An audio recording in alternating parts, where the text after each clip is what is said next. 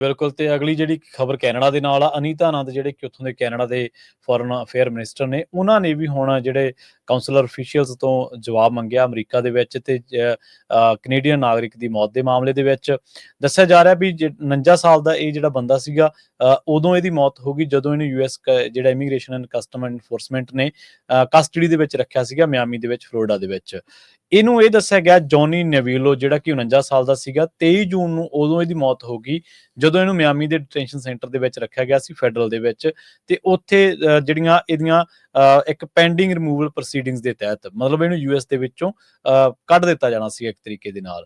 ਨੋਵੀਏਲੋ ਜਿਹੜਾ ਉਹ ਯੂਐਸ ਦੇ ਵਿੱਚ ਐਂਟਰ ਹੋਇਆ ਸੀ ਲੀਗਲੀ 1988 ਦੇ ਵਿੱਚ, ਤੇ ਉਸ ਤੋਂ ਬਾਅਦ 3 ਸਾਲਾਂ ਬਾਅਦ ਇਹ ਗ੍ਰੀਨ ਕਾਰਡ ਹੋਲਡਰ ਬਣ ਗਿਆ।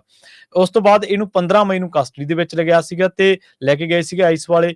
ਇਹ ਕਨਵਿਕਟਡ ਕਰਾਰ ਦਿੱਤਾ ਗਿਆ ਸੀ ਮਲਟੀਪਲ ਡਰੱਗ ਚਾਰਜਸ ਦੇ ਵਿੱਚ, ਜਿਹੜਾ ਡਰੱਗ ਟ੍ਰੈਫਿਕਿੰਗ ਵਲੂਸੀਆ ਕਾਉਂਟੀ ਆ ਫਲੋਰੀਡਾ ਦੇ ਵਿੱਚ ਉਥੋਂ। ਤੇ ਉਦੋਂ ਇਹਨੂੰ ਸੈਂਟੈਂਸ ਕੀਤਾ ਗਿਆ ਸੀ 12 ਮਹੀਨਿਆਂ ਦੀ ਜਿਹੜੀ ਜੇਲ੍ਹ ਆ ਜਾਂ 1 ਸਾਲ ਦੇ ਲਈ ਜਿਹੜਾ ਜੇਲ੍ਹ ਦੇ ਵਿੱਚ 2023 ਦੇ ਵਿੱਚ।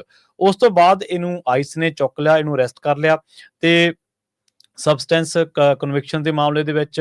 ਤੇ ਹੁਣ ਅਨੀਤਾ ਆਨੰਦ ਜਿਹੜੇ ਕਿ ਫੋਰਨ ਮਿਨਿਸਟਰ ਨੇ, ਉਹਨਾਂ ਨੇ ਪੋਸਟ ਕੀਤਾ ਐਕਸ ਦੇ ਉੱਤੇ ਤੇ ਉਹਨਾਂ ਨੇ ਕਿਹਾ ਵੀ ਕੈਨੇਡੀਅਨ ਅਥਾਰਟੀਜ਼ ਜਿਹੜੀਆਂ ਨੇ ਉਹਨਾਂ ਨੂੰ ਨੋਟੀਫਾਈਡ ਕੀਤਾ ਗਿਆ ਨਵੀਲੋ ਦੀ ਡੈਥ ਦੇ ਬਾਰੇ, ਜਿਹੜੀ ਕਿ ਕਸਟਡੀ ਦੇ ਵਿੱਚ ਹੋਈ ਹੈ। US and Canadian counsellor official ਜਿਹੜੇ ਨੇ ਉਹ ਅਰਜੈਂਟਲੀ ਇਸ ਮਾਮਲੇ ਦੇ ਵਿੱਚ ਦਖਲਅੰਦਾਜ਼ੀ ਜਿਹੜੀਆਂ ਮੰਗਦੇ ਨੇ ਤੇ ਅਸੀਂ ਜਵਾਬ ਮੰਗਦੇ ਹਾਂ ਵੀ ਉਹਨੂੰ ਕਿਵੇਂ ਜਿਹੜੀ ਉਹਦੀ ਮੌਤ ਹੋਈ ਆ। ਸੋ ਇਹ 9ਵਾਂ ਬੰਦਾ ਆંકੜੇ ਦੇ ਮੁਤਾਬਕ ਜਿਹੜਾ ਆਈਸ ਕਸਟਡੀ ਦੇ ਵਿੱਚ ਇਸ ਸਾਲ ਮੌਤ ਹੋਈ ਹੈ ਜਿਹਦੀ। ਸੋ ਦੇਖ ਲਓ ਤੁਸੀਂ ਆંકੜੇ, ਮਤਲਬ ਆਈਸ ਕਸਟਡੀ ਦੇ ਵਿੱਚ ਜਦੋਂ ਬੰਦਾ ਜਾਂਦਾ ਤਾਂ ਇੰਨਾ ਦਿਲ ਦਹਿਲ ਜਾਂਦਾ ਉਹਦਾ ਕਿ ਉਹ ਆਪਣੇ ਆਪ ਨੂੰ ਜਿਹੜਾ ਕਾਬੂ ਖੋ ਬਹਿੰਦਾ ਤੇ ਉਸ ਤੋਂ ਬਾਅਦ ਉਹਦੀ ਡੈਥ ਤੱਕ ਜਿਹੜੀ ਉਹ ਹੋ ਸਕਦੀ ਹੈ। 9ਵੀਂ ਡੈਥ ਹੈ ਨਵੀਲੋ ਦੀ ਜੀ।